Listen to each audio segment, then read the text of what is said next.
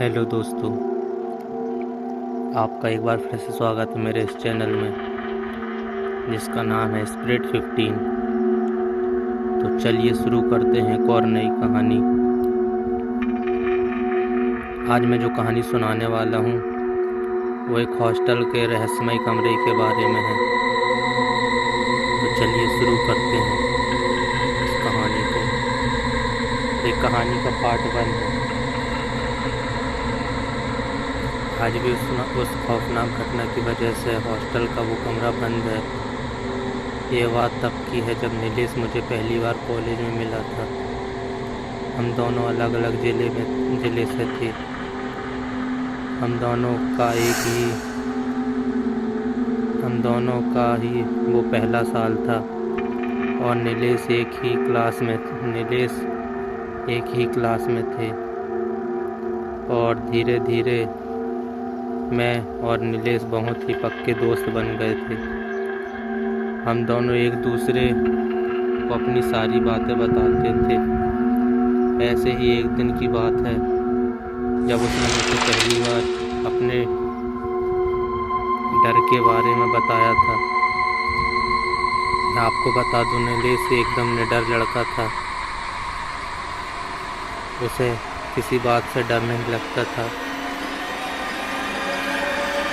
Nilesh hostel में रहता था और मैं अपने रिश्तेदार के साथ उनके घर पर रहता था। उस दिन नीलेश बहुत ही सहमा हुआ था। मैंने उससे कहा जो भी हुआ है मुझे बताओ, मैं तुम्हारा दोस्त हूँ। तब नीलेश ने हकलाते हुए कहा, भाई रात में मैं जब 1 बजे टॉयलेट के लिए उठा तो मैंने देखा कि एक काला साया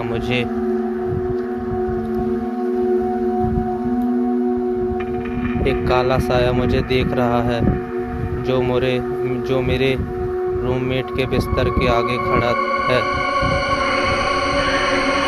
मैं उस काले साए को अंधेरे में देखने की कोशिश करने लगा और जब मैंने मोबाइल का टॉर्च जलाया तो वो साया अचानक से गायब हो गया। मुझे लगा कि ये मेरा भ्रम है और फिर मैं सो गया। लेकिन फिर जब मैं अगली सुबह उठा तो मैं हर रोज़ की तरह कॉलेज के लिए तैयार हो रहा था। तब मैंने अपने बेंच पर देखा, मेरी किताब पर काले काले धब्बे आ गए थे।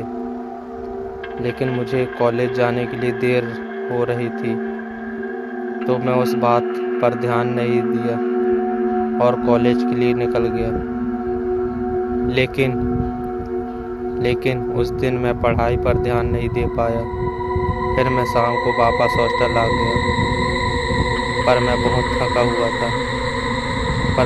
थका हुआ महसूस कर रहा था। फिर मैंने सोचा चलो थोड़ा नहा लेता हूँ। फिर जब मैं नहा कर अपना शरीर टॉवल से पोंछ रहा था तो मैंने देखा कि मेरे बाजू पर वैसे ही काले धब्बे पड़े हैं जैसे कि मैं सुबह किताब पर देखा था। उसके बाद मैं डॉक्टर के पास गया, ये सोचकर कि मुझे कोई एलर्जी या बीमारी हो रही है।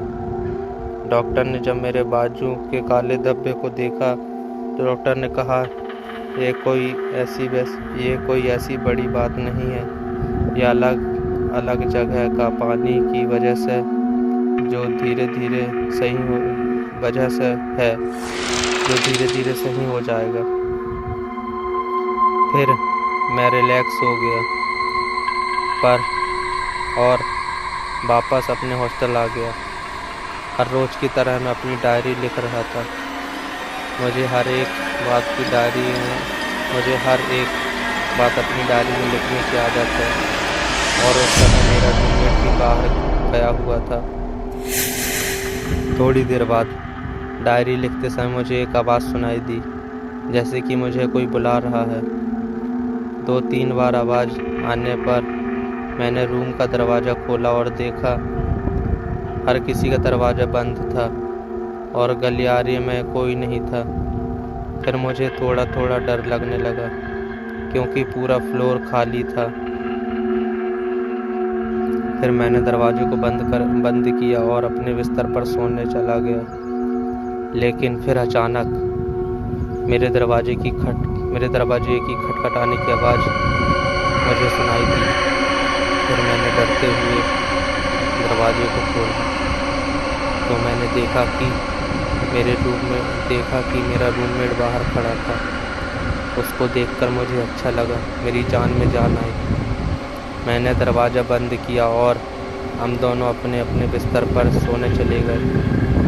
मैंने रात में सोचा ये सारी बातें तुम्हें बताऊंगा और मैं फिर सो गया। सुबह उठा तो मुझे बहुत बुखार लग रहा था। फिर मैंने बुखार की गोली ली और कॉलेज चला आया और अभी तुमसे आकर ये सब बात कर रहा हूँ। मैंने कहा, नीलेश भाई तू वो हॉस्टल खाली कर दे।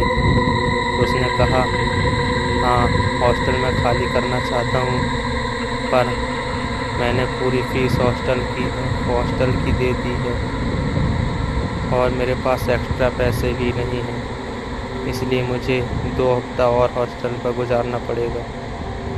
फिर मैंने कहा, तो नीलेश भाई बताओ मैं तुम्हारी मदद कैसे करूं?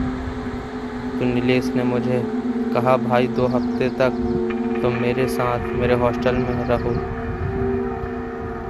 मैंने कहा, नीलेश मेरी गांव की टिकट आज की है। मैं तुम्हें बताना भूल गया था कि आज मुझे गांव ज़रूरी काम से जाना पड़ेगा। लेकिन नीलेश भाई तुम चिंता मत करो, मैं 1 हफ्ते में वापस आ जाऊंगा। फिर मैं तुम्हारे साथ हॉस्टल में रहूंगा। नीलेश कहता है,